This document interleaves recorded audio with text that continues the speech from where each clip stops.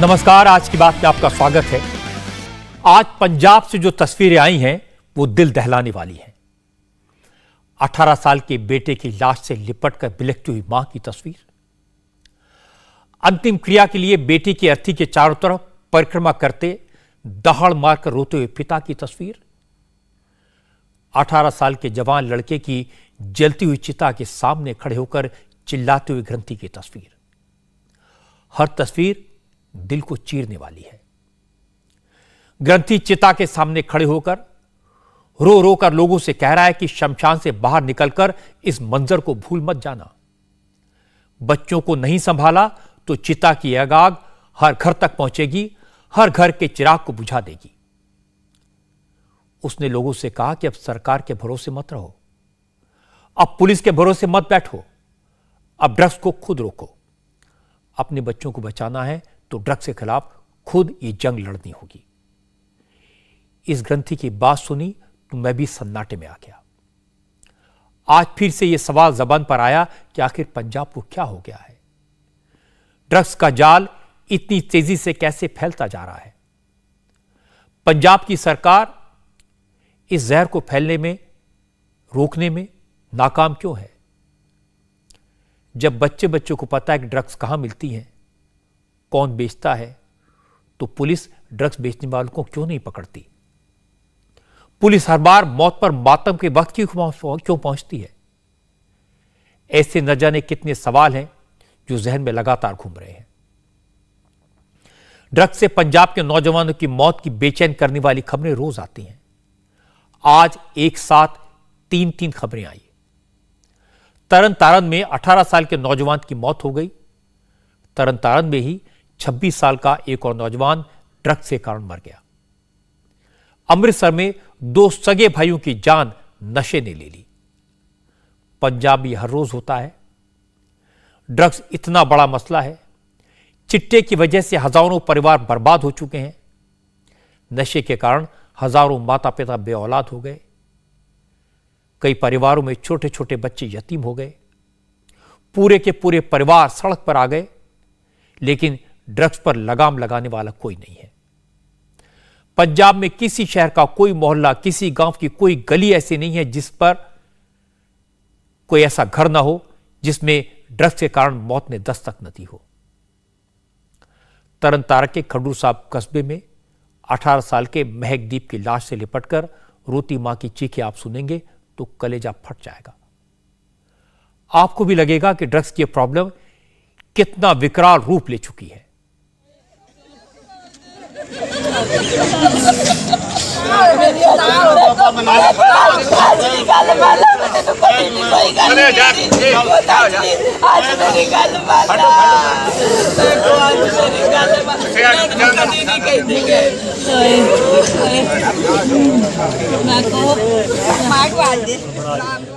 इस मां का दर्द किसी को भी रुला देगा। जिसकी आंखों के सामने 18 साल के जवान बेटे की लाश पड़ी हो, उस मां का क्या हाल होगा ये समझना मुश्किल है। लेकिन पंजाब के लोगों के लिए इस तरह का दर्द झेलना आम बात हो गई है। महकदीप बच्चा था, ड्रग्स की ओवरडोज के कारण उसकी मौत हुई। अब परिवार वालों के पास रोने के सिवा कुछ नहीं बचा। इससे भी ज्यादा दिल दुखाने वाली बात यह कि 18 साल के महकदीप को शमशान ले जाने से पहले दूल्हे की तरह सजाया गया। 18 साल की उम्र क्या होती है? पंजाब में जब किसी जवान लड़के की मौत होती है, अगर उसकी शादी न हुई हो तो माता पिता अंतिम संस्कार से पहले अपने बच्चे की सेहराबंदी करते हैं। बेटे को दूल्हे की तरह सजाते हैं, सेहरा बांधते हैं। बेटे की शादी के सपने को उसकी लाश के जरिए पूरा करते हैं और दूल्हे की तरह सजाकर उसे शमशान ले जाते हैं। महकदीप की भी सेहराबंदी हुई। उसे जब सेहरा पहनाया गया तो महकदीप के पिता सदमे में चले गए। मां बेसुध हो गई। इससे ज्यादा तकलीफ किसी माता पिता को और क्या हो सकती है?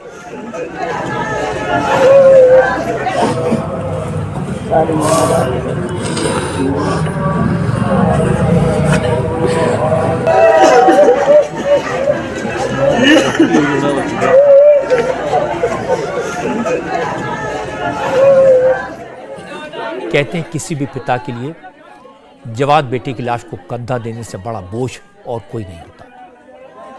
18 साल के महकदीप के पिता ने यह बोझ उठाया, इस दर्द को महसूस किया। महकदीप की अर्थी जब शमशान की तरफ चली तो खडूर साहब कस्बे के सैकड़ों लोग उसके साथ थे। हर आंख में आंसू थे, हर शख्स गमगीन था, सबके दिल में खौफ था कहीं ये उसके साथ न हो जाए, क्योंकि ड्रग्स कब किसके घर पर मौत का पैगाम भेज दें कोई नहीं जानता।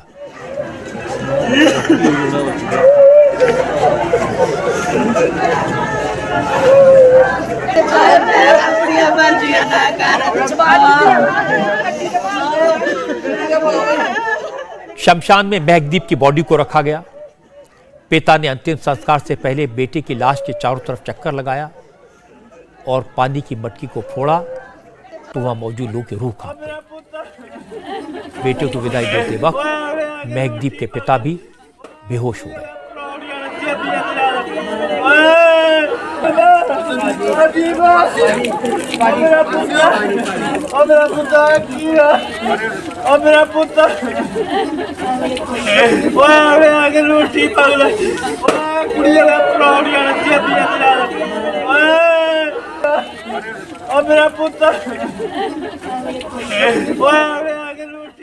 जब महकदीप को मुखाग्नि दी गई, उसी वक्त एक ग्रंथी जलती हुई चिता के सामने खड़ा हो गया और उसने जो कहा वो ये बताने के लिए काफी है कि पंजाब में ड्रग्स का जहर कितना फैल चुका है।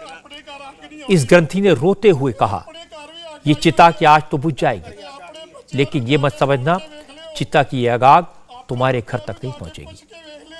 शमशान में मौजूद लोगों से जलती चिता के सामने खड़े होकर ग्रंथी ने कहा कि घर जाकर बच्चों से पूछना।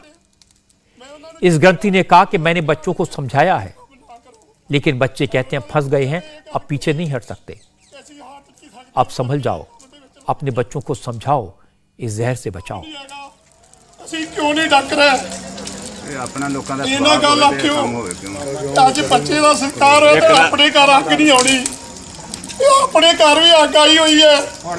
अपने बच्चों को जाके फोल के वेख लियो, अपने बच्चों को जाके पूछ के वेख लियो, बच्चों की जो हालत हो गई है वो दास जानता है। दास ने इतने वेखे खुद अपने बच्चे जड़े, मैं उन्होंने चपेड़ा भी मारिया, क्या भी कि तुम ये काम ना करो, पर उन्होंने बच्चों ने यह गल कही कैसी हाथ की सकते हो।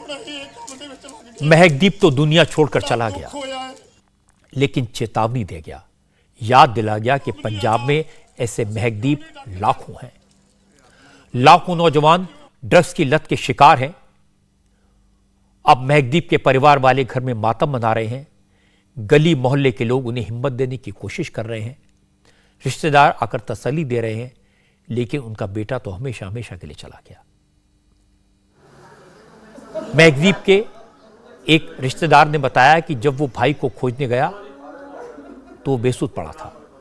उसने ड्रग्स ली हुई थी, आसपास नशे के इंजेक्शन पड़े थे, वहां और भी लड़के थे, सब ड्रग्स के शिकार थे। महकदीप के कजन रंजीत बीर ने कहा, सरकार, पुलिस, प्रशासन सब झूठ बोलते हैं।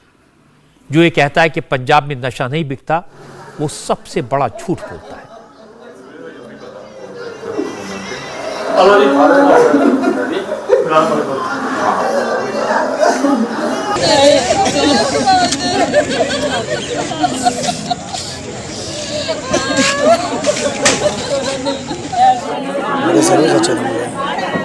मेरे सगे चाचा का बेटा था। मौत के कारण का तो पता नहीं, ये ड्रग के इंजेक्शन लेते थे। वहीं जाकर देखा तो इंजेक्शन लिया हुआ था। वहां जो लड़के मौजूद थे उनको कुछ पता ही नहीं था। जो ये कहते हैं कि पंजाब में नशा नहीं बिकता, वो झूठ बोलता है। अगर मेरी बात झूठ निकले तो मेरे ऊपर केस कर देना। कह दूंगा नशा नहीं है तो मैंने नीवे संभा दे जी।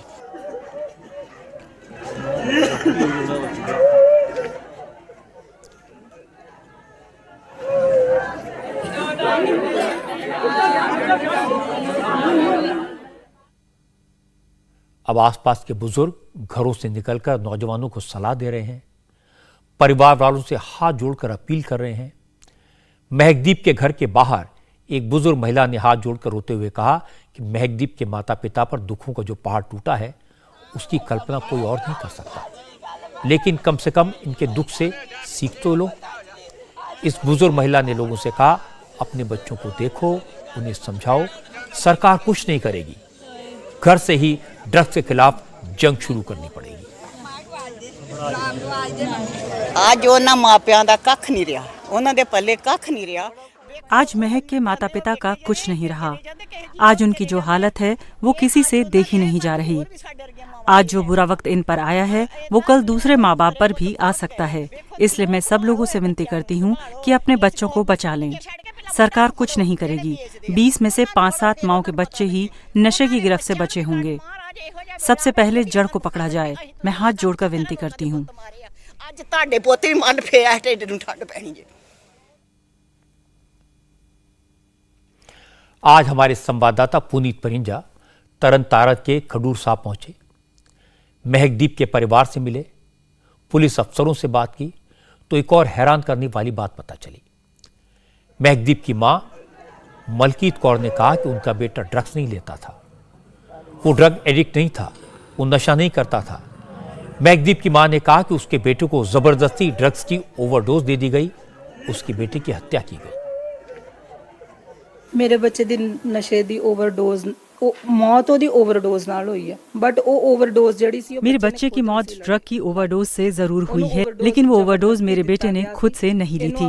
ये ओवरडोज उसे जबरदस्ती दी गई। हम इस मौत को कत्ल कहेंगे। मेरे बच्चे का कत्ल किया गया। उसकी अपने दोस्तों से कुछ तू मैं हुई थी। बस उन्होंने मेरे बेटे को ड्रग्स की ओवरडोज जबरदस्ती लगा दी। मेरे बच्चे को ऐसी चीजों की बिल्कुल भी आदत नहीं थी। उसने कभी भी एक्स्ट्रा पैसे नहीं लिए। ऐसा कोई संकेत मुझे कभी दिखा ही नहीं कि मेरा बेटा ड्रग्स लेता है। मैं खुद ग्रेजुएट हूँ, पढ़ी लिखी हूँ। 10वीं तक के बच्चों को मैंने पढ़ाया है। मुझे बच्चों को देखकर ये अंदाजा हो जाता है कि वो नशा करता है या नहीं करता।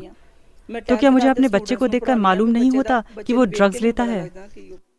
नशा करता या नहीं करता, क्योंकि मैंने अपने बच्चे का ना पता लगता। कभी आपको ऐसा कभी नहीं लगा?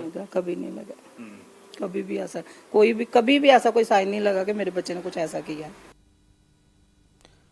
महकदीप के पिता ने बताया कि 14 अक्टूबर को उन्होंने शाम करीब 4:30 बजे अपने बेटे महकदीप को फोन किया था, क्योंकि उन्हें बाइक से कहीं जाना था और बाइक लेकर महकदीप गया हुआ था। महकदीप ने कहा वो 20-25 मिनट में लौट आएगा, लेकिन वो करीब 4 घंटे तक नहीं लौटा। पिता ने फिर फोन किया तो घंटी बजी, लेकिन किसी ने फोन नहीं उठाया और उसके बाद बेटे की मौत की खबर मिली। मेरे बच्चे का कत्ल होया, सोची समझी साजिश हुई है जी। मेरे बच्चे का कत्ल हुआ है, उसने कोई ओवरडोज नहीं ली। ये सोची समझी साजिश है। किसने किया ये पता लगाना चाहिए। पुलिस वाले कहते हैं कि अगर उन लड़कों ने तुम्हारे बेटे का कत्ल किया होता तो तुम्हें फोन क्यों करते, आखिर उससे पूछताछ क्यों नहीं करते। मुझे तो यही मालूम है कि जिसने मेरे बेटे के फोन से फोन किया उसने मुझे फोन लगाया। मुझे उन्हीं लोगों पर शक है।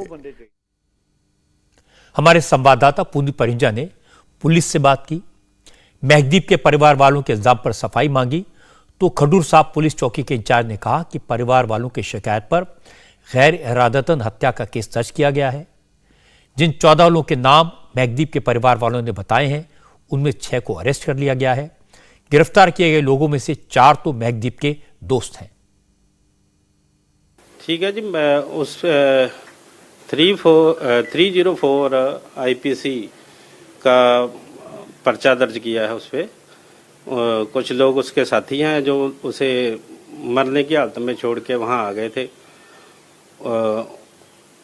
उनके अगेंस्ट। तो कुछ इधर जो हमारे इलाके में ड्रग बेच रहे हैं उनके अगेंस्ट। वैसे जो ड्रग इसने हमारे एरिए से नहीं ली, थाना सदर तरनतारन के एरिए से एक गांव है पखो के, वहाँ से जो ड्रग लेकर आए थे इसके साथी और जे उन्होंने फिर सेवन इधर जरूर किया है, पर ड्रग उन्होंने वहां से ही लिया है। इसमें टोटल अब पुलिस जांच करेगी। कुछ दिन के बाद मामला ठंडा हो जाएगा और ड्रग्स का कारोबार जैसा चल रहा है वैसा ही चलता रहेगा, क्योंकि पंजाब में ड्रग्स की ओवरडोज से न तो ये पहली मौत है और न आखिरी। आज ही तरन तारण जिले के एक और गांव में भी ड्रग्स से मौत का एक और केस सामने आया।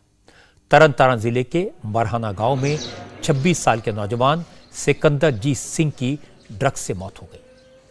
सिकंदरजीत भी माता पिता का इकलौता बेटा था। पिता की मौत पहले ही हो चुकी है, परिवार में सिर्फ मां बची है। सिकंदरजीत परिवार में अकेला कमाने वाला था, लेकिन उसको नशे की लत लग गई, ड्रग्स लेने लगा। 2 दिन पहले उसने ड्रग्स की ओवरडोज ले ली और उसकी मौत हो गई। रो रो कर मां की आंखों के आंसू सूख गए हैं। घर में बेटे की लाश रखी है। मां बेटे के ताबूत की तरफ देखे जा रही है। चारों तरफ रिश्तेदार बैठे हैं। घर में मौत का सन्नाटा पसरा हुआ है।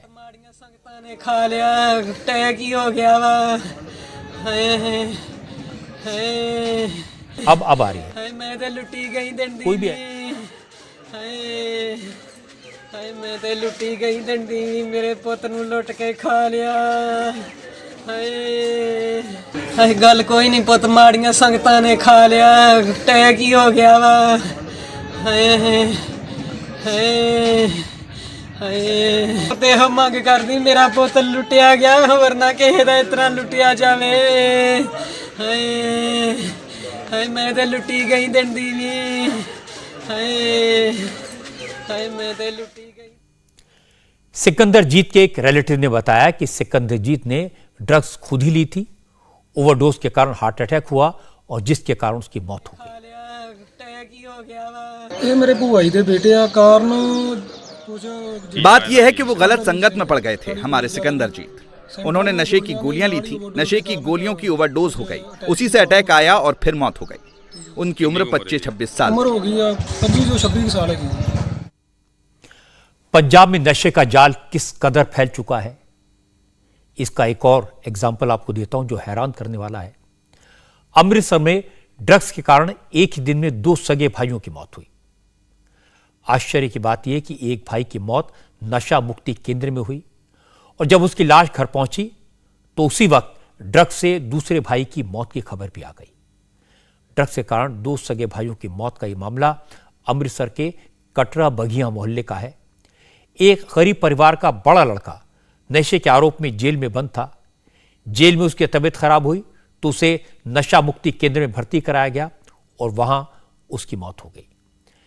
जब लड़के की डेड बॉडी लेकर पुलिस उसके घर पहुंची तो पता यह चला कि घर में उसके छोटे भाई की लाश भी रखी थी, क्योंकि उसी दिन छोटे भाई की भी नशे से मौत हो गई थी। बड़े भाई की उम्र 21 साल और छोटे की 19 साल थी। दोनों काफी समय से ड्रग्स ले रहे थे। दोनों भाइयों की मौत एक दिन हुई। यहाँ पर 2 बच्चे बेचारे नशे के चलते मर गए। दोनों बहुत गरीब परिवार के थे। उनके माँ बाप की हालत खराब है। जो कुछ कोई दे देता है वो खा लेते हैं। आप ही सोचिए कि अगर किसी के 2 जवान बेटे मर जाएं, किसी को भी नशा न दो। जो माँ बाप अपने बच्चों को इतने छोटे छोटे से पालकर बड़ा करते हैं, उनका आज क्या हाल होगा। मुश्किल तो होती है ना। इसलिए मैं कहती हूँ कि नशा मत बेचो, किसी को नशा मत दो। नशा ना बेचो ते ना ही दिओ किसी ਨੂੰ बस। ਇੱਕ ਉਹਦਾ ਵੱਡਾ ਭਰਾ ਜੋ ਕਿ नशे ਦਾ आदी हो चुका सी। इन लड़कों का बड़ा भाई नशे का आदी था। उसको पकड़कर नशा मुक्ति केंद्र में डाला गया था। वहां उसकी इलाज के दौरान मौत हो गई। उसके गम में ये छोटा भाई भी नशा करने लगा था और दोनों की कुछ घंटों के भीतर एक ही दिन में मौत हो गई। देखिए जी, हमारी ये अपील है सरकार से कि वो नशा मुक्ति के खिलाफ एक मुहिम छेड़े, जिससे आने वाली जवान पीढ़ी को नशे के चंगुल में फंसने से बचाया जा सके। आने वाली जवान जिंदगियों को बचाया जाए। लोगों को लगता है कि सरकार कुछ नहीं कर रही, हाथ पर हाथ रखकर बैठी है और प्रशासन दावा कर रहा है कि पंजाब नशे के खिलाफ मुहिम चल रही है। पंजाब सरकार का दावा है कि पिछले एक हफ्ते में 350 से ज्यादा ड्रग बेचने वालों को गिरफ्तार किया गया है। करोड़ों रुपए की हेरोइन, अफीम पकड़ी गई है। लाखों रुपए नकद बरामद किए गए हैं। एनडीपीएस एक्ट के तहत गिरफ्तार किए गए लोगों को सख्त से सख्त सजा दिलाने की कोशिश की जा रही है। लेकिन हकीकत क्या है, लोग क्यों नाराज हैं, इसकी मिसाल मैं आपको दिखाता हूं। पंजाब में ड्रग्स की डोज सिर्फ गली मोहल्लों में नहीं मिलती, पंजाब की जेलों में भी ड्रग्स आसानी से मिल जाती है। आज एक वीडियो सामने आया, दावा किया जा रहा है ये वीडियो अमृतसर की जेल का है। जेल में कुछ कैदी गुट बनाकर बैठे हैं और नशा कर रहे हैं। पंजाब के जेल मंत्री हरजोत बैंस ने इस वीडियो को देखने के बाद एक्शन का वादा किया है। हरजोत बैंस ने कहा कि जांच के बाद सख्त कार्रवाई होगी। वीडियो में साफ दिख रहा है कि कैदी जेल में नशा कर रहे हैं। जेल में नशे का सामान आसानी से पहुंच रहा है, लोगों को मिल रहा है और जेल में मोबाइल फोन भी हैं जिस पर वीडियो बन रहा है। जब जेल में नशा मिल रहा हो तो फिर गली मोहल्लों में कितनी आसानी से बिकता होगा, इसका अंदाजा लगाना मुश्किल नहीं है। सवाल यह कि फिर पुलिस क्या कर रही है। भगवंत मान ने पंजाब को नशा मुक्त कराने का वादा किया था। पंजाब सरकार नशे के खिलाफ अभियान चलाने का दावा कर रही है। जब पुलिस से पूछा गया यह अभियान कहां चल रहा है, पुलिस ने अब तक क्या कार्रवाई की है, जवाब में पंजाब पुलिस के आईजी हेडक्वार्टर सुखचैन सिंह पूरी लिस्ट लेकर आ गए। सुखचैन सिंह ने बता दिया कि ड्रग माफिया के खिलाफ जबरदस्त एक्शन हो रहा है। 272 एफआईआर दर्ज की गई हैं। 350 से ज्यादा लोगों को अरेस्ट किया गया है। ड्रग्स के खिलाफ जी वॉर स्पेशल कैंपेन पंजाब में ड्रग्स के खिलाफ बड़ा अभियान चल रहा है। मुख्यमंत्री भगवंत सिंह जी के निर्देश पर डीजीपी साहब की अगुवाई में यह अभियान चलाया जा रहा है। 272 से ज्यादा एफआईआर दर्ज की गई हैं और कई बड़े ड्रग्स स्मगलर्स को भारी तादाद में ड्रग्स के साथ गिरफ्तार किया गया है। मध्यम दर्जे के 215 केस और कुछ छोटे केस भी पकड़े गए हैं। सबसे ज्यादा 29 केस फिरोजपुर जिले में दर्ज हुए हैं। अमृतसर में 21 और होशियारपुर में 19 केस रजिस्टर किए गए हैं। कारोबारी तादाद में ड्रग्स पकड़ने के सबसे ज्यादा 4 केस मोहाली में दर्ज हुए हैं, जबकि 3 केस लुधियाना और खन्ना में दर्ज किए गए हैं। 3 लुधियाना कमिश्नरेट दे विच ते 3 ਜਿਹੜੀਆਂ ਨੇ। पुलिस ने फिगर्स गिनाकर एफआईआर दर्ज करके अपना काम पूरा कर लिया। पुलिस को इस बात से कोई मतलब नहीं कि ड्रग्स के खिलाफ कैंपेन का असर हो रहा है या नहीं। जमीनी हकीकत क्या है, यह पंजाब के आम लोगों से पता चलता है। तरन तारण के लोगों ने आज कहा कि ड्रग्स कहां से आती है, कौन सप्लाई करता है, कौन बेचता है, कौन खरीदता है, पुलिस को सब पता है। पुलिस जो एक्शन करती है वो दिखावे का है। लोग कहते हैं कि पुलिस की गाड़ी इलाके में सायरन बजाती हुई आती है। यह सायरन ड्रग्स का धंधा करने वालों के लिए सिग्नल होता है। सायरन की आवाज सुनकर ड्रग्स बेचने वाले इधर उधर भाग जाते हैं। पुलिस घूमकर निकल जाती है और पुलिस के जाते ही ड्रग्स बेचने वाले फिर से अपने काम में लग जाते हैं। लोगों ने कहा कि पंजाब में आटा चावल भले ही ना मिले, लेकिन ड्रग्स क्या सब मिल जाती हैं। नशे का सामान आसानी से मिलता है। आम लोगों का कहना है कि भगवंत मान ने बदलाव का वादा किया था, लेकिन कुछ नहीं बदला। हालात और ज्यादा खराब हो गए हैं। ਇੱਥੇ ਦੇਖਣ ਦੇ ਵਿੱਚ ਆ ਰਿਹਾ ਹੈ ਕਿ ਘਰ ਘਰ ਨਸ਼ੇ ਵਾਲੀ ਬਾਤ ਹੋ ਗਈ ਹੈ। ਹਰ ਘਰ ਦੇ ਵਿੱਚ ਕੋਈ ਨਾ ਕੋਈ ਕਿਸੇ ਨਾ ਕਿਸੇ ਕਿਸਮ ਦਾ ਨਸ਼ਾ ਲੈਂਦਾ ਹੈ ਔਰ ਸਰਕਾਰਾਂ ਜਿਹੜੀਆਂ ਇਹਦੇ ਤੇ ਬੇਬਸ ਨੇ ਜਾਂ ਲਾ ਲਓ, ਜਾਂ ਜੇ ਬਾਤ ਕਹਿ ਲਈ ਜਾਏ ਕਿ ਸਰਕਾਰਾਂ ਮਿਲੀਆਂ ਹੋਈਆਂ ਨੇ। ਜੇ ਪਹਿਲੀਆਂ ਸਰਕਾਰਾਂ ਦੀ ਗੱਲਬਾਤ ਕਰੀਏ ਤੇ ਉਹਨਾਂ ਦੇ ਸਮੇਂ ਵੀ ਨਸ਼ਾ ਜਿਹੜਾ ਹੈ ਬੜੇ ਜ਼ੋਰਾਂ ਸ਼ੋਰਾਂ ਤੇ ਚੱਲਦਾ ਰਿਹਾ ਤੇ ਅੱਜ ਵੀ ਜਿਹੜਾ ਹੈ ਕੋਈ ਵੀ ਇਹਦੇ ਵਿੱਚ ਕੁਝ ਵੀ 1% ਵੀ ਜੇ ਆਖਿਆ ਜਾਵੇ ਕਿ ਕਮੀ ਆ ਨਹੀਂ ਆਈ। ਹਾਲਾਤ ਵੈਸੇ ਹੀ ਹੈ ਜੀ, ਸੇਮ ਟੂ ਸੇਮ ਪਲੱਸ 1 ਹੀ ਹੈ, ਜ਼ਿਆਦਾ ਘੱਟ ਨਹੀਂ ਪਲੱਸ। ਕੋਈ ਸਖਤਾਈ ਨਹੀਂ, ਕੋਈ ਸਖਤਾਈ ਨਹੀਂ। ਪੁਲਿਸ ਕਹੇ ਤੇ ਇੱਥੇ ਵੇਖ ਲਓ, ਪੁਲਿਸ ਇੱਥੇ ਬੰਦੇ ਆਉਂਦੇ ਆ, ਪੁਲਿਸ ਆਉਂਦੀ ਨਹੀਂ। पड़ोस में भी एक डेथ हुई है। ਹਾਂਜੀ ਹਾਂਜੀ, ਪੁਲਿਸ ਨੂੰ ਕੋਈ ਮਤਲਬ ਨਹੀਂ। ਹਾਲਾਤ ਇਸ ਵੇਲੇ ਬਹੁਤ ਨਾਜ਼ੁਕ ਨੇ ਜੀ। ਜੇ ਉਹ ਪੁਲਿਸ ਆਉਂਦੀ ਵੀ ਹੈ ਤੇ ਉਹ ਦੂਰੋਂ ਹੀ ਹੂਟਰ ਮਾਰ ਕੇ, ਮਤਲਬ ਜਿਹੜੇ ਅਮਲੀ ਨਸ਼ੇੜੇ ਵਾਲੇ ਉਹ ਸਭ ਭੱਜ ਜਾਂਦੇ ਪਹਿਲਾਂ ਹੀ ਤੇ ਗੇੜਾ ਮਾਰ ਕੇ ਤੇ ਉਹ ਚਲੇ ਜਾਂਦੇ ਨੇ ਤੇ ਕਿਸੇ ਨੂੰ ਫੜਦੇ ਨਹੀਂ ਤਕਰੀਬਨ। ਤੇ ਜੇ ਕੋਈ ਫੜਦੇ ਕਿਸੇ ਨੂੰ, ਜਿਹੜਾ ਜ਼ੋਰ ਆਪਣੇ ਜਿਹਦੇ ਕੋਲ ਕੋਈ ਆਪਣੀ ਇਕਨੋਮਿਕਲੀ ਪਾਵਰ ਹੈਗੀ, ਉਹ ਪੈਸੇ ਦੇ ਕੇ ਛੁੱਟ ਜਾਂਦੇ ਆ। ਜਿਹੜੇ ਵੇਚਣ ਵਾਲੇ ਨੇ ਉਹਨਾਂ ਨੂੰ ਕੋਈ ਫੜਦਾ ਨਹੀਂ ਗਾ ਤੇ ਜਿਹੜੇ ਵਿਚਾਰੇ ਖਾਣ ਪੀਣ ਵਾਲੇ ਉਹ ਸਾਰੇ ਜਿਹੜੇ ਉਹ ਫੜੇ ਜਾਂਦੇ ਬਸ। ਸਰ ਹਾਲਾਤ ਤੇ ਬਹੁਤ ਸਮੇਂ ਦੇ ਕਦੀ ਕਿਸੇ ਵੀ ਸਰਕਾਰ ਦੇ ਕੋਲੇ ਕੋਈ ਜ਼ਰੀਆ ਨਹੀਂ ਹੈਗਾ ਵੀ ਉਹਨੂੰ ਹਟਾਵੇ। ਕੁੱਲ ਮਿਲਾ ਕੇ ਕਿ ਸਰਕਾਰ ਚਾਹੁੰਦੀ ਨਹੀਂ। ਅੱਜ ਹਰ ਥਾਂ ਦੇ ਉੱਤੇ ਕਿ ਸਾਡੇ ਬੱਚੇ ਬਾਹਰ ਜਾ ਰਹੇ। ਕਿਹੜਾ ਇੱਥੇ ਸਾਰਿਆਂ ਨੂੰ ਤੁਸੀਂ ਪੁੱਛੋ, ਕਿਹੜਾ ਪੇਰੈਂਟਸ ਆਪਣੇ ਬੱਚਿਆਂ ਨੂੰ ਇੱਥੇ ਰੱਖਣਾ ਚਾਹੁੰਦਾ? ਤੁਸੀਂ ਦੱਸੋ ਕਿ ਜਿਹਦਾ 18 ਸਾਲ ਦਾ ਬੱਚਾ, 20 ਸਾਲ ਦਾ ਬੱਚਾ ਨਸ਼ੇ 'ਚ ਪੈ ਗਿਆ, ਉਹਦੀ ਤੇ ਅਗਲੀ ਲਾਈਫ, ਅਗਲੀ ਪੀੜ੍ਹੀ ਖਤਮ ਹੋ ਗਈ। ਤੇ ਕਿਹੜੀ ਸਰਕਾਰ ਸਾਨੂੰ ਕਿਹੜੀਆਂ ਫੈਸਿਲਿਟੀਆਂ ਦੇਣ ਦੇ ਚੱਕਰ ਵਿੱਚ? ਬਦਲਾਓ ਸਰ ਕਿਹੜਾ ਆਇਆ, ਦੱਸਣ ਨਾ ਕਿਹੜਾ ਬਦਲਾਓ ਆ। 3 ਦਿਨਾਂ ਦੇ ਵਿੱਚ 3 ਮੌਤਾਂ, ਖਡੂਰ ਸਾਹਿਬ, ਮਰਾਣਾ, ਇਹ 2 ਮੌਤਾਂ 2 ਦਿਨਾਂ ਦੇ ਵਿੱਚ ਹੋਈਆਂ। ਤੁਸੀਂ ਇਹ ਦੱਸੋ ਵੀ ਇਹਨਾਂ 2 ਦਿਨਾਂ ਦੇ ਵਿੱਚ ਆਪਾਂ ਇਹ ਵੇਖਦੇ ਕਿ ਇੱਥੇ ਕਿਹੜਾ ਬਦਲਾਓ ਹੈ? ਬਦਲਾਓ ਦਾ ਮਤਲਬ ਇਹ ਨਹੀਂ ਹੁੰਦਾ ਕਿ ਅਸੀਂ ਵੱਡੇ ਲੈਕਚਰ ਦੇਤੇ, ਵੱਡੀਆਂ ਗੱਲਾਂ ਕਰਦੀਆਂ। ਸਾਡਾ ਗਰਾਊਂਡ ਲੈਵਲ ਕੀ ਆ? आटा मिले ना मिले, नशा मिल जाएगा जी। आप अच्छा, आटा मिला मिला नशा मिल जाए और कोई चीज मिले ना मिले नशा मिल जाएगा। ਸਭ ਨੂੰ ਜੋ ਗੰਦਾ ਹੈ ਚੌਂਕ 'ਚ ਵਾ ਦੋ ਵਾਰੀ ਮੈਂ ਮੁੰਡੇ ਨੂੰ ਆਪਣੇ ਨੂੰ ਮੇਰਾ ਬੇਟਾ ਆਪਣਾ 20-22 ਸਾਲ ਦਾ ਵਾ 2 ਵਾਰੀ ਸੈਂਟਰ ਜਮਾ ਤਾਂ ਵੀ ਨਹੀਂ ਹਟਿਆ। ਬਹੁਤ ਨਸ਼ਾ ਜਿਹੜਾ ਇੱਥੇ ਖੜੂਸਾ ਦੇ ਵਿੱਚ ਵਾ ਅੱਗੇ ਨੂੰ ਜਿਹਨੂੰ ਇੱਥੇ ਸਰਕਾਰ ਹੈ ਵਧਿਆ ਵਾ ਘਟਿਆ ਨਹੀਂਗਾ। आपने कभी शिकायत नहीं की क्या? ਕਹਿ ਕੋਈ ਸੁਣਦਾ ਵੇਖੋ ਕਿਹਨੂੰ ਕਿਸੇ ਕਰੀਏ ਜਦੋਂ ਆਮ ਪਾਰਟੀ ਦੇ ਆਏ ਨਾ ਮੰਨਾ ਲਾਲਪੁਰੀਆ ਕਹਿ ਗਿਆ ਮੈਨੂੰ ਵੋਟਾਂ ਪਾ ਮੈਂ ਨਸ਼ਾ ਬੰਦ ਕਰੂੰਗਾ 6 ਮਹੀਨੇ ਹੁਣ ਕਿੱਥੇ ਹੁਣ ਨਸ਼ਾ ਵਧਿਆ ਘਟਿਆ ਕਿੱਥੇ ਵਧਿਆ ਅੱਗੇ ਨੂੰ ਜੋ ਕਹਿ ਗਿਆ नहीं, आम आदमी पार्टी कह रही थी जी कि बदलाव कर रहे हैं कि तो हो गया ना, लोगों के बच्चे मर रहे हैं जी, बच्चे मर रहे हैं, बदलाव तो हो ही गया, नशे नाल बुरी हालत है।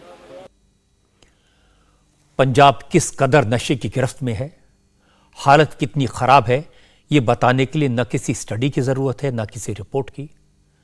पंजाब के लोग जानते हैं, पुलिस जानती है, सरकार जानती है कि पंजाब का हर 7वां व्यक्ति नशे की चपेट में है। हर परिवार ड्रग्स के जहर से प्रभावित है। अब नशे के इस भयानक रूप के साथ कई और खतरे भी जुड़ गए हैं। एक बड़ा खतरा HIV का है।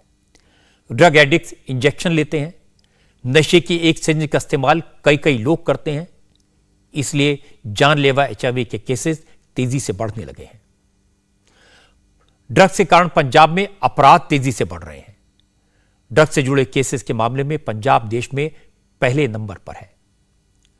नशे के खौफनाक कारोबार का एक और साइड इफेक्ट यह है कि अब दहशतगर्दों और ड्रग स्मगलर्स ने पंजाब के गैंगस्टर्स के साथ मिलकर कार्टेल बना लिया है। यह देश की सुरक्षा के लिए बड़ा खतरा है। आज ये ANI ने टेररिस्ट, गैंगस्टर्स और ड्रग स्मगलर्स के कार्टेल को ध्वस्त करने के लिए पंजाब, हरियाणा, उत्तर प्रदेश, राजस्थान और दिल्ली में करीब 50 जगह रेड की है। पंजाब की मुश्किल यह है कि पाकिस्तान से करीब 550 किलोमीटर का बॉर्डर लगता है। पंजाब में ड्रग्स पाकिस्तान से आते हैं। अफगानिस्तान में दुनिया की 90% अफीम पैदा होती है। अफगानिस्तान से यह अफीम पाकिस्तान पहुंचती है और वहां से पंजाब में स्मगल होती है। अब स्मगलर्स ड्रोन के जरिए ड्रग्स पहुंचाने लगे हैं। पिछले एक हफ्ते में BSF ने पाकिस्तान से आए 3 ड्रोन गिराए हैं जो ड्रग्स लेकर भेजे गए थे। एजेंसीज काम कर रही हैं, लेकिन लोकल लेवल पर पुलिस कमजोर कड़ी है। लोग कह रहे हैं कि अगर पंजाब पुलिस ईमानदारी से काम करे तो पंजाब के नौजवानों को बचाया जा सकता है। आम आदमी पार्टी ने चुनाव में वादा किया था कि वो ड्रग्स के खिलाफ जंग छेड़ देगी, लेकिन अभी तक सिर्फ कागजी कार्रवाई हुई है, खाना पूर्ति हुई है। जंग कब शुरू होगी कोई नहीं जानता। मैं तो आपको चिता के सामने खड़े रो रो कर अपनी बात कहते ग्रंथी ने जो कहा वो याद दिलाऊंगा। ग्रंथी ने कहा था कि पुलिस या सरकार कुछ नहीं करेगी, ड्रग्स के खिलाफ लड़ाई खुद ही शुरू करनी पड़ेगी और यह जंग हर घर से शुरू होनी चाहिए। यह पंजाब के लिए, पंजाब के नौजवानों के भविष्य के लिए बहुत जरूरी है। आज जम्मू कश्मीर से भी बुरी खबर आई। दहशतगर्दों ने फिर से बेकसूर निहत्थे लोगों पर रात के अंधेरे में छुपकर हमला किया। टिन की चादर से बने कमरे में सो रहे मजदूरों पर हैंड ग्रेनेड से हमला किया। 2 मजदूरों की मौत हो गई। साउथ कश्मीर के शोपियां में टारगेटेड किलिंग की 72 घंटे में यह दूसरी घटना है। शोपियां में 3 दिन पहले पूरन कृष्ण भट्ट की हत्या की गई थी और आज सेब के बाग में मजदूरी करने वाले मनीष कुमार और राम सागर को आतंकवादियों ने मार डाला। मनीष और राम सागर यूपी के कन्नौज के रहने वाले थे। 2 महीने पहले ही कश्मीर आए थे और यहां सेब की पेटियों की पैकिंग का काम कर रहे थे। पुलिस का कहना है कि आधी रात के बाद करीब 12:30 बजे आतंकवादी चुपके से आए और सोते हुए मजदूरों पर ग्रेनेड फेंककर भाग गए। हमारे संवाददाता मंजूर मीर शोपियां में आतंकी हमला करने वाली जगह पर पहुंचे। हारमेन इलाके के उस टिन शेड के अंदर गए जहां वारदात को अंजाम दिया गया था। यहां खून से सने कपड़े थे, हैंड ग्रेनेड के स्प्लिंटर्स के निशान थे, टिन पर जगह जगह दिखाई दे रहे थे। मंजूर मीर ने यह भी बताया कि शोपिया के हारमेन इलाके में मनीष कुमार और राम सागर 3 और लोगों के साथ रूम शेयर करके रहते थे, लेकिन हमले के दौरान सिर्फ वो दोनों मौजूद थे। इस टेरर अटैक के फौरन बाद जम्मू कश्मीर पुलिस ने आतंकवादियों की धरपकड़ शुरू की, 2 लोकल दहशतगर्दों को गिरफ्तार कर लिया, लेकिन इनसे पूछताछ के बाद पुलिस की तरफ से जो बात कही गई उसने आतंक के नए मॉड्यूल का खुलासा किया। पता ही चला कि अब कश्मीर में लश्कर जैसे आतंकी संगठनों ने इस तरह के टारगेट किलिंग का काम हाइब्रिड टेररिस्ट को सौंपा है।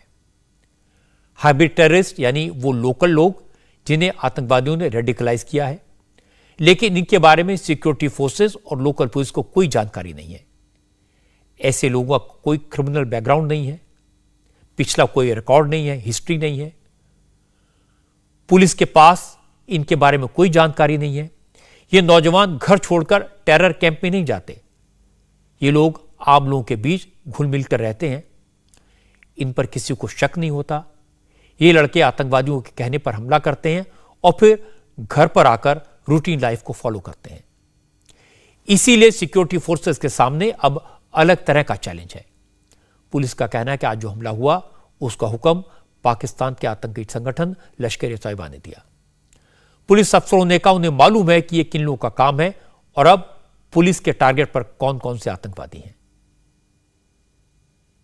आउटसाइड लेबर जो होते हैं ये सॉफ्ट टारगेट है, इनके पास कोई सिक्योरिटी है नहीं यहाँ पर। तो इस टाइप का जो घिनौना जो काराना हरकत किया है उसको उसी टाइप का हम लोग जवाब देंगे। इसको अरेस्ट करेंगे और पूरा प्रूव करके ऑनरेबल कोर्ट में पेश भी करेंगे, आप लोग की एविडेंस शेयर करेंगे और जो हार्डकोर टेररिस्ट उसको न्यूट्रलाइज करते आ रहे हैं और जल्दी उसको भी कर देंगे। पहला भी जो घटना है लश्कर-ए-तैयबा ने किया, हालांकि अलबतर ने क्लेम किया झूठा है, एलईटी ने किया है और हम लोग जो किया है उसको बहुत जल्दी न्यूट्रलाइज कर दें और लोग के साथ चलते हैं उसको भी अरेस्ट किया गया है और हम लोग कॉर्डन सर्च जो जो हाईरोड बता रहे हैं वहाँ सर्च कर रहे हैं और बहुत जल्दी जो मेन कल्प्रिट टेररिस्ट जो है जिसके लिए काम करता है ये लश्कर-ए-तैयबा का दानिश हो गया, चाहे यहाँ के डिस्ट्रिक्ट कमांडर आबिद हो गया, इसको भी जल्दी न्यूट्रलाइज करेंगे।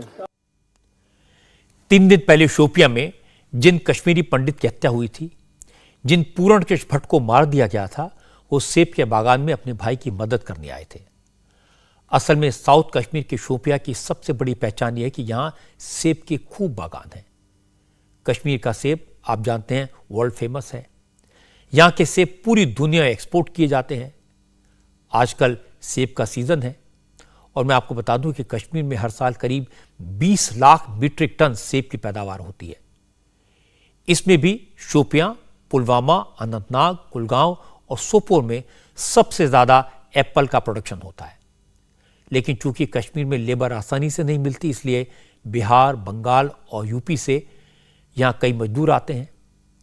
हमारे संवाददाता मंजूर मीर ने बताया कि कश्मीर के बागों में इन दिनों सेब तैयार हो चुके हैं, हार्वेस्टिंग का काम जारी है।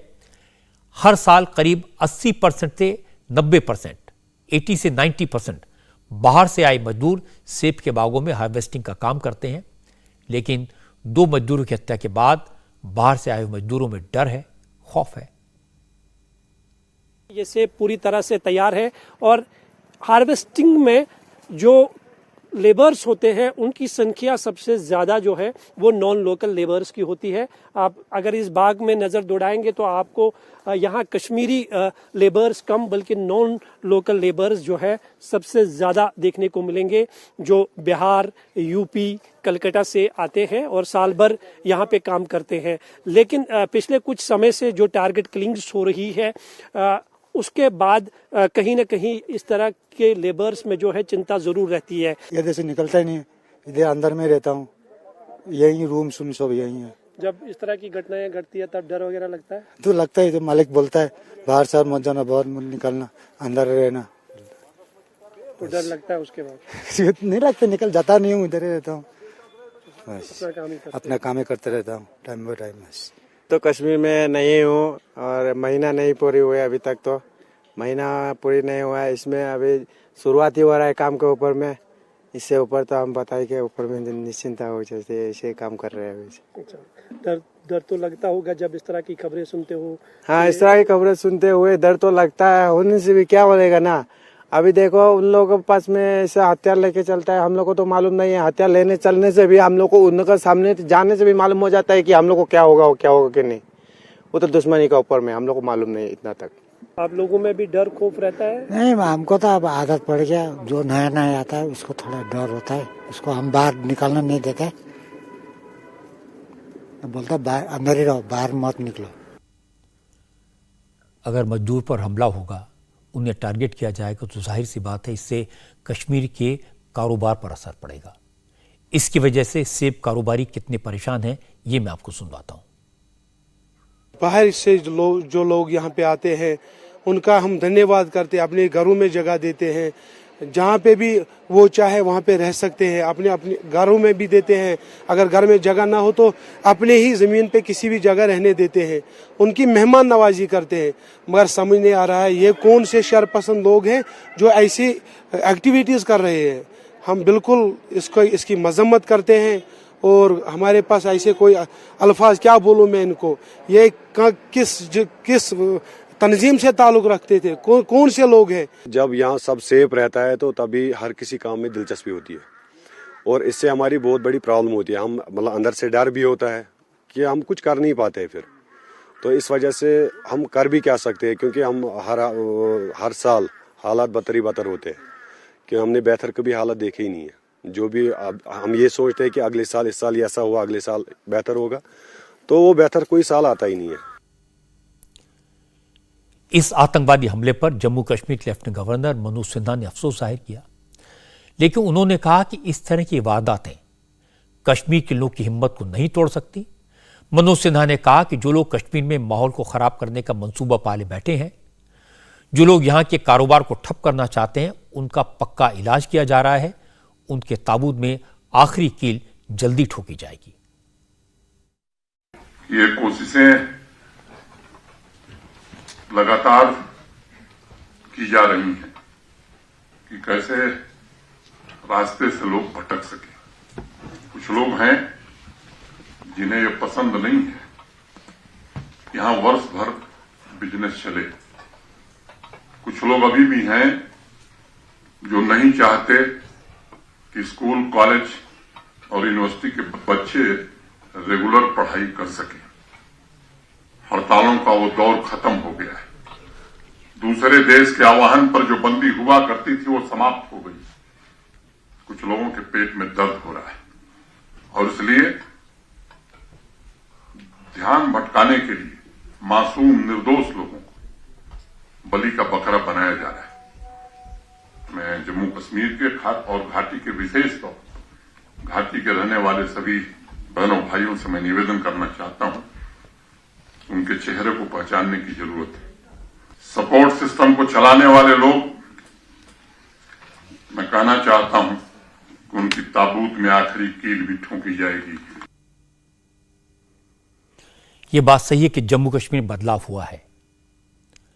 ये बात भी सही है कि आतंकवाद के खिलाफ डेफिनेट और टारगेटेड एक्शन हुआ है। लेकिन जब तक एक भी बेकसूर मारा जाएगा, जब तक एक भी मासूम आतंकवाद की गोलियों का शिकार होगा, तो सुरक्षा व्यवस्था को लेकर सवाल तो पूछे जाएंगे। यह कहकर नहीं बचा जा सकता कि यह कश्मीरी पंडितों को, बाहर से आए मजदूरों को डराने की कोशिश है। यह भी कोई कन्विंसिंग एक्सप्लेनेशन नहीं है कि आतंकवादियों ने अब अपने तरीके बदल दिए हैं। जम्मू कश्मीर के लोगों को सुरक्षा देना सरकार की जिम्मेदारी है। कश्मीर की जनता ने सिस्टम का साथ दिया है, अपनी जिम्मेदारी निभाई है, सरकार की कोशिशों का असर हुआ है। अब पत्थरबाज नजर नहीं आते। अब कश्मीर के लोग पुलिस को दहशतगर्दों के बारे में इंफॉर्मेशन देते हैं। अब अगर आतंकवादियों ने पैंतरा बदला है, तरीका बदला है, तो पुलिस को, फौज को, इंटेलिजेंस को भी पैंतरा बदलना होगा, अपने तरीके बदलने पड़ेंगे। दिल्ली से सटे नोएडा से आज एक बहुत ही दुख भरी खबर आई। आवारा कुत्तों ने एक मासूम बच्चे की जान ले ली। मजदूर माता पिता अपने 1 साल के बच्चे को चादर पर लेटाकर मजदूरी कर रहे थे, काम कर रहे थे, तभी आवारा कुत्तों ने हमला कर दिया। बच्चे का पेट फाड़ डाला, बच्चे की आंतें बाहर आ गई। लोग दौड़कर आए, बच्चे को हॉस्पिटल ले गए, लेकिन इस नन्ही सी जान को बचाया नहीं जा सका। उसकी दर्दनाक मौत हो गई। घटना नोएडा के सेक्टर 100 की लोटस बुलवर्ड सोसाइटी में हुई। इस सोसाइटी में एक टावर में कंस्ट्रक्शन का काम चल रहा था। यहाँ एक परिवार मजदूरी कर रहा था। वो 1 साल के अपने बच्चे को लेकर कंस्ट्रक्शन साइट पर आए थे। माँ ने बेटे को ज़मीन पर चादर बिछाकर सुलाया था। माँ काम में लग गई, लेकिन तभी वहाँ आवारा कुत्ते आए और बच्चे को नोच डाला।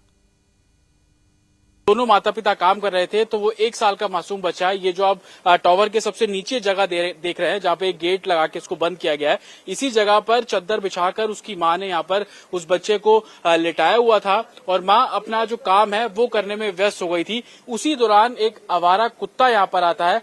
इसी जगह पर जो आप देख रहे हैं, यहाँ पर ही बच्चे को लिटाया हुआ था, उस बच्चे पर हमला करता है। हालांकि जो यहाँ पर उस समय लोग मौजूद थे, जो गार्ड मौजूद थे, वो हमें बता रहे हैं कि कुत्ता जो है वो बच्चे को यहाँ से खींचता हुआ बाहर जो दूसरी कंस्ट्रक्शन साइट है वहां तक ले जाने की कोशिश करता है। झाड़ियों तक वो खींचता हुआ उस बच्चे को लेकर आया और ये भी जानकारी मिल रही है कि एक आवारा कुत्ता नहीं था, बल्कि 2 और कुत्ते बाद में आए और उस तीनों कुत्तों ने उस बच्चे पर हमला करना शुरू कर दिया। हालांकि जो आसपास के लोग थे उन्होंने फिर उस बच्चे को उन कुत्तों से छुड़वाया और उसके बाद उस बच्चे को तुरंत ही नजदीक का जो अस्पताल है उस अस्पताल ले जाया गया है। उस बच्चे का ऑपरेशन किया गया, लेकिन डॉक्टरों की तमाम कोशिशों के बाद भी उस बच्चे को बचाया नहीं जा सका है।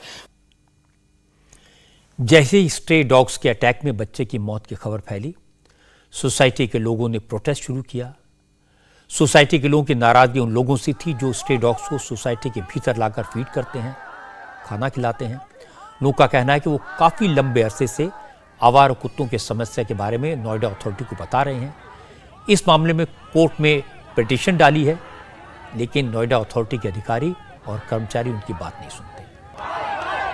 जिस लोटस बुलेवार्ड सोसाइटी में यह घटना हुई है वो काफी पॉश सोसाइटी मानी जाती है, महंगे फ्लैट्स हैं। इसके बावजूद सोसाइटी के लोग खौफ में जीने को मजबूर हैं। उनका कहना है कि सोसाइटी में काफी ओपन स्पेस है, इसके बावजूद वो अपने बच्चों को नीचे खेलने नहीं भेजते क्योंकि स्ट्रे डॉग्स के अटैक का खतरा होता है। सोसाइटी के लोगों की नाराजगी उन डॉग लवर्स से है जो रहते तो इसी सोसाइटी में है, लेकिन स्ट्रे डॉग्स के खिलाफ एक्शन नहीं लेने देते। RWA का कहना है कि ये लोग इन डॉग्स को सोसाइटी के अंदर ही खाना खिलाते हैं, मना करने पर पुलिस बुलाने की धमकी देते हैं। RWA के पदाधिकारियों के मुताबिक आवारा कुत्तों को भगाने के लिए सोसाइटी के गार्ड्स को कुछ वक्त पहले डंडे दिए गए थे, लेकिन डॉग लवर्स ने सिक्योरिटी गार्ड से डंडे छीन लिए और उनसे कहा कि डॉग्स पर डंडे इस्तेमाल नहीं किए जाने चाहिए। हम भी यहीं पे डिमांड कर रहे हैं। 2 साल हो गए। जोगिंदर सिंह कई बार पुलिस की धमकी दे रहे हैं। पुलिस उनके साथ मिली हुई है, डॉग लवर्स के साथ मिली हुई है। डॉग लवर्स रवीना टंडन से छोटे छोटे मोमेंटो लेकर सस्ती राजनीति कर रहे हैं। उनको बच्चों की कीमत का नहीं पता। हमारे बच्चे जेल में रहने को मजबूर है। शर्म आती है, हम ऐसी जेल की सोसाइटी में रहते हैं। आज बच्चे अंदर अंदर घुट रहे हैं, डर लग रहा है कहीं कुत्ता ना काट जाए। क्यों हम यहाँ मेंटेनेंस दे रहे हैं 5-5, 7-7 हजार रुपए और करोड़ों रुपए दे चुके हैं, और आप पुलिस वाले आके धमकी दे रहे हैं कि हम आपको जेल के अंदर कर देंगे। गाड़ी के अंदर बंद बैठे रहते हैं, बाहर 6 कुत्ते घूम रहे हैं गाड़ी के चारों तरफ। हमारी जीवन का कोई गारंटी नहीं है। हमने इतना महंगा फ्लैट इसलिए अगर अभी कुत्ता मर गया होता ना तो 5 लोग जेल के अंदर होते। आज एक बच्चा मरा है तो हमें सड़क पे उतरना पड़ गया। बच्चा मर गया है, उसके बाद भी क्या अब हम किस चीज का इंतजार कर रहे हैं? क्या 2-4 मौतें और होंगी तभी अथॉरिटी जागेगी? बहुत बार कंप्लेन मेल्स हैं, कितने रेजिडेंट्स को काटा है, सीनियर सिटीजन को काटा है, बच्चों को काटा है। एक बार डेथ हो गई है। एक पहले ब्रूटली बच्ची को 1 महीने में ICU रखा था। अब क्या करें, इससे ज्यादा हम क्या करें? कितनी कंप्लेंट्स करें? हमें हटा सकते हैं। आज उसका बच्चा नहीं है, हमारा बच्चा गया है। आज उसका करिए, स्ट्रे डॉग खत्म करो, उस लेडी को इंसाफ दो, उसको मुआवजा दो, और ये दोबारा कभी इंसिडेंट ना हो। हमारी सोसाइटी में उसकी मौत हुई है और वो स्ट्रे डॉग्स बहुत तंग करते हैं। दूसरे बच्चों को भी तंग करते हैं, बड़ों को भी, बुड्ढों को भी, सबको तंग करते हैं। हमारे अपने बच्चों को हम नीचे नहीं भेज सकते हैं खेलने के लिए। So we have to have a solution. जब भी हम कंप्लेंट करते हैं तो हमें डॉग लवर्स थ्रेटन करते हैं कि हम कंप्लेंट करेंगे, हम FIR कर देंगे। तो हम कहाँ जाएं? लोगों की नाराजगी जायज है। एक मासूम बच्चे को स्ट्रे डॉग्स नोच डालें तो सुनकर किसी का भी खून खौलेगा, नाराजगी होगी। बच्चे खेलने के लिए नीचे न उतर पाए, लोग परेशान तो होंगे। लेकिन हैरानी की बात है, इस तरह घटना के बाद, एक छोटे से बच्चे की मौत के बाद animal lovers animal right activist, जब उनसे बात की गई तो उन्होंने इस मामले का कोई सॉल्यूशन नहीं दिया, बल्कि बच्चे की मौत के लिए उसके मजदूर माता पिता को जिम्मेदार ठहरा दिया। अंबिका शुक्ला ने कहा कि माँ बाप को बच्चे को इस तरह अकेले छोड़कर नहीं जाना चाहिए था, जिनके पास बच्चे की देखरेख के लिए न पैसा है न वक्त है। ऐसे लोगों के बच्चों पर हर वक्त खतरा होता है, हो सकता है कि कोई सामान बच्चे पर गिर जाता, इसलिए बच्चे की मौत के लिए स्ट्रे डॉग्स को, आवारा कुत्तों को दोष देना ठीक नहीं होगा। मैं आपको सुनाता हूं एनिमल राइट एक्टिविस्ट ने ऐसा क्या कहा जिसको सुनकर लोग काफी नाराज हो गए। ये कुत्तों का मुद्दा नहीं है।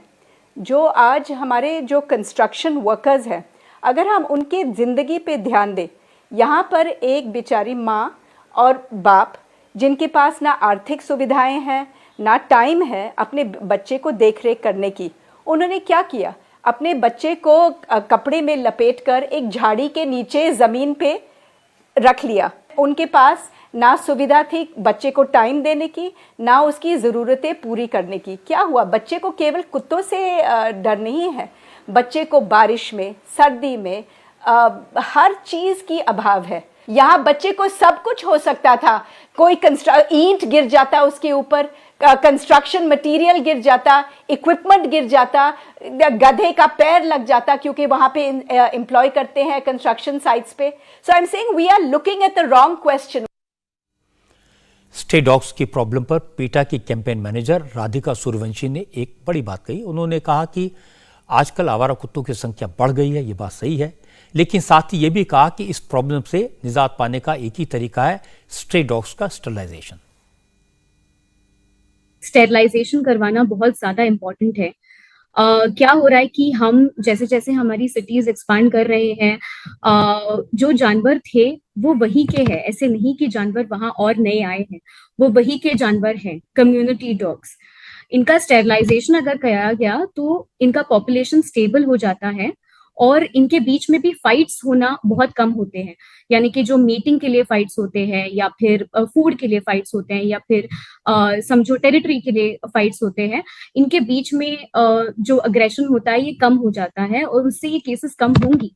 अब जो म्युनिसिपैलिटी है और जो लोकल अथॉरिटीज है उनका ये करना जरूरी है। मासूम बच्चे की मौत हुई, लोगों की नाराजगी देखी तो नोएडा अथॉरिटी को भी अपनी ड्यूटी याद आई। स्ट्रे डॉग्स को पकड़ने के लिए अथॉरिटी की टीम्स बाहर निकल पड़ी।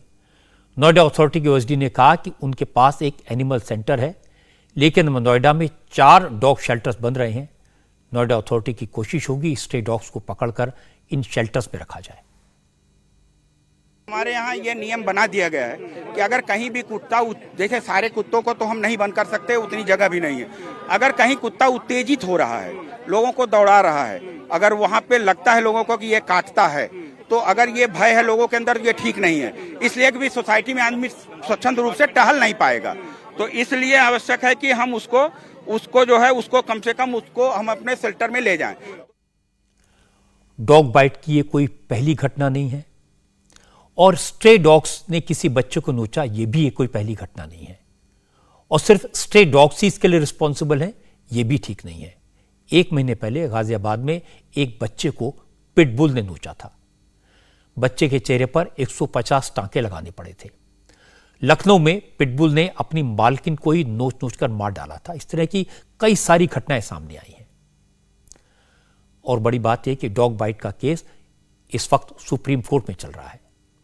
पिछले हफ्ते 12 अक्टूबर को ही सुप्रीम कोर्ट में इस मामले में सुनवाई हुई थी। इस दौरान एनिमल वेलफेयर बोर्ड ने कोर्ट को बताया था कि हमारे देश में हर रोज 19,938 यानी करीब करीब 20,000 लोग रोज एनिमल बाइट का शिकार होते हैं। इनमें से 90% केसेस डॉग बाइट और मंकी बाइट के होते हैं। WHO के डेटा के मुताबिक रेबीज के 99% केसेस सिर्फ कुत्तों के काटने से हो रहे हैं। सरकार की तरफ से यह जानकारी पार्लियामेंट में दी गई थी। उसके मुताबिक देश में इस वक्त 1.5 करोड़ से ज्यादा आवारा कुत्ते हैं, स्ट्रे डॉग्स हैं, और सबसे ज्यादा स्ट्रे डॉग्स 20 लाख की संख्या में अकेले उत्तर प्रदेश में हैं। यह फिगर कितनी सही होगी कहना मुश्किल है, क्योंकि स्ट्रे डॉग्स की गिनती भी कोई आसान काम नहीं होती। लेकिन कुत्तों के हमलों से किसी बच्चे की मौत बहुत दुखद घटना है और इसके लिए पेरेंट्स को दोष देना ठीक नहीं है। कुत्तों के काटने से किसी का भी नुकसान हो, यह सुनकर तकलीफ होती है, लेकिन इसके लिए सिर्फ बेजुबान जानवरों को कसूरवार ठहराना ठीक नहीं होगा। इन हादसों की वजह से यह कहना कि कुत्तों को गोली मार दो, जहर देकर मार दो, यह कोई सॉल्यूशन नहीं है। एनिमल इनोसेंट होते हैं, वो नहीं जानते कि वो किसको काट रहे हैं, उससे क्या होता है। प्रॉब्लम यह है कि हमारे यहां न लोग जागरूक हैं और न सरकारी अफसर अपनी जिम्मेदारी निभाते हैं। स्ट्रे डॉग्स की पॉपुलेशन को कंट्रोल करना, स्ट्रे डॉग्स को पकड़कर उन्हें शेल्टर होम्स में पहुंचाना, यह सरकारी कर्मचारियों की जिम्मेदारी है, लेकिन इस तरफ कोई ध्यान नहीं देता। कानून आम लोगों के लिए बने हैं। अगर कुत्ता पालना है तो रजिस्ट्रेशन कराना जरूरी होता है, उसका वैक्सीनेशन जरूरी होता है। स्ट्रे डॉग्स को रेजिडेंशियल सोसाइटीज में या फिर सड़क पर फीड करना भी ठीक नहीं है, लेकिन ज्यादातर लोग इन नियमों का पालन नहीं करते। इसके कारण जब कभी डॉग बाइट की घटना होती है तो कुत्तों के प्रति और जानवरों के हकों की बात करने वालों के प्रति लोग नाराज हो जाते हैं और ये नाराजगी बढ़ती जा रही है। अब सवाल है कि क्या किया जाए। मुझे लगता है इसका एक ही रास्ता है, स्ट्रे डॉग्स का स्टरलाइजेशन, स्ट्रे डॉग्स का वैक्सीनेशन, ये दोनों होना चाहिए। दुनिया के बहुत सारे मुल्कों में स्ट्रे डॉग्स के लिए शेल्टर बनाए जाते हैं। जो लोग जानवरों से प्यार करते हैं, एनिमल लवर्स हैं, इन शेल्टर्स में जाकर बेजुबानों को, इन मासूम जानवरों को खाना देते हैं, उनका खर्चा उठाते हैं, उन्हें प्यार करते हैं, उन्हें अडॉप्ट करते हैं। अगर हमारे यहां भी लोग जागरूक हो जाएं, ऐसा करने लगें तो बहुत अच्छा होगा। बहुत सारे शहरों में ऐसी पहल हुई है, बहुत सारे एनजीओज ने ऐसी शुरुआत की है और उसका अच्छा असर दिखाई दिया है, लेकिन प्रोसेस बहुत स्लो है। इसलिए ब्लेम गेम में न पड़कर, जानवरों को दोषी न ठहराकर, सबको साथ मिलकर काम करने की जरूरत है।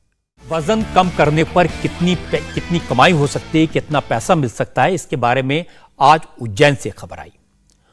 उज्जैन के मेंबर ऑफ पार्लियामेंट ने 32 किलो वजन घटाया तो इनाम में surface transport minister Nitin Gadkari ने इलाके के विकास की योजनाओं के लिए 2300 करोड़ का फंड सैंक्शन कर दिया। असल में नितिन गडकरी ने उज्जैन के सांसद अनिल फिरोजिया को फंड्स फॉर फ्लैप का चैलेंज दिया था। अनिल फिरोजिया का वजन 130 किलो था।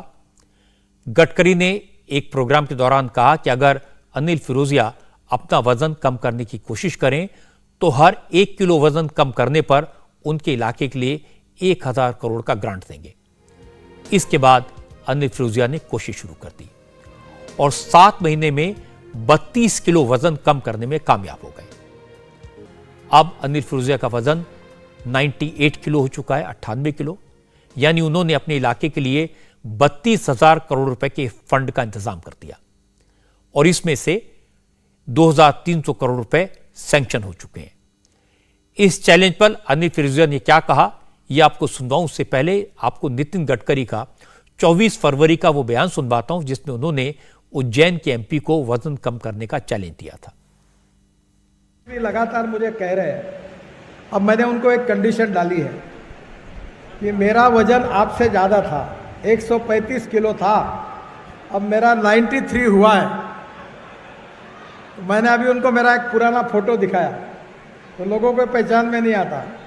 तो जितना किलो वजन कम करेंगे उतने 1000 करोड़ उज्जैन के लिए दूंगा। 2300 करोड़ के फंड की मंजूरी मिलने के बाद अनिल फिरोजिया उत्साहित है। उनका कहना है कि आगे भी वजन कम करने की कोशिश करते रहेंगे ताकि हाईवे प्रोजेक्ट के लिए फंड रुके नहीं, लगातार मिलता रहे।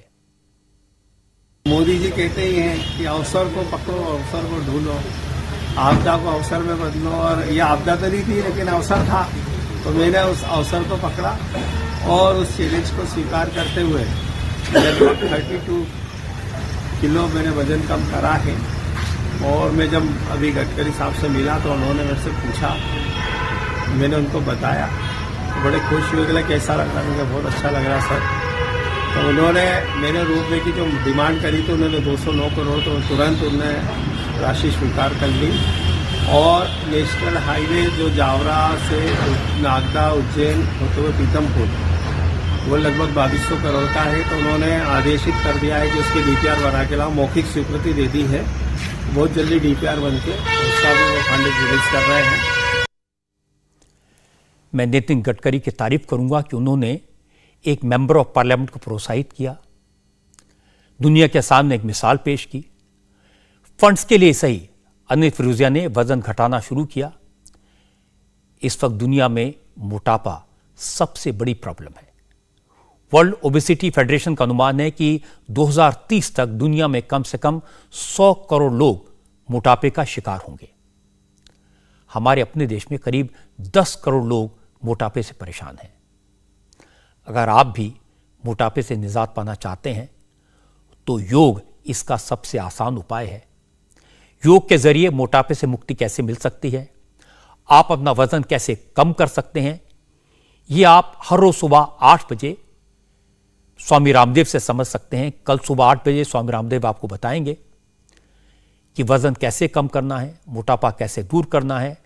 आप जरूर देखिए रोगों से जंग स्वामी रामदेव के संग। आज केदारनाथ धाम से एक दुख भरी खबर आई। केदारनाथ से श्रद्धालुओं को लेकर वापस जा रहा एक हेलीकॉप्टर हादसे का शिकार हो गया। इस चॉपर क्रैश में पायलट समेत 7 लोगों की मौके पर ही मौत हो गई। यह हेलीकॉप्टर तीर्थयात्रियों को केदारनाथ से गुप्त काशी की तरफ से ले जा रहा था, लेकिन गरुड़ चट्टी के पास क्रैश हो गया।